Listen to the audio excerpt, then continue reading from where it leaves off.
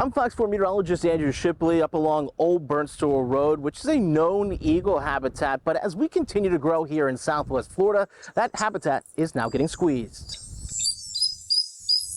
Bald eagle nests are scattered across Southwest Florida, but as we continue to grow, eagles and all wildlife actually are getting squished into smaller and smaller areas of habitat. But neighborhoods like Stonewater and Cape Coral are still trying to give them their space and even have signage for quiet zones to try to keep these nesting sites undisturbed as much as possible. They are still protected by state and federal laws that make it illegal to cut down their nest tree at any time, and it is illegal to actually disturb them while they're nesting. Sean Lee Breeding runs the Eagle Watch program for Audubon, Florida. She says despite the eagle population no longer on the endangered list, they still have a number of threats in the state. We have one of the highest rates of development here, people moving here every year, and destruction of natural habitat to build homes and roads and all of that. In Southwest Florida, the eagles are also building back like the rest of us from Hurricane Ian last year.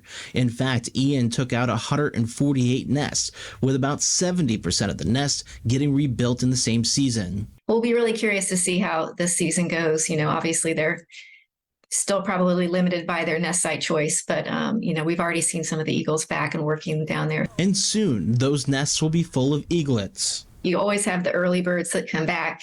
They lay their eggs in November, and the chicks hatch in December, and then they're gone by February. But then we have other pairs that are just late nesters, and maybe they don't start until February, and then they're done in May. Once the eggs are laid, it takes about 45 days until they are hatched. As they grow, the adults will supply food several times a day until they fledge the nest. In Cape Coral, meteorologist Andrew Shipley, Fox 4.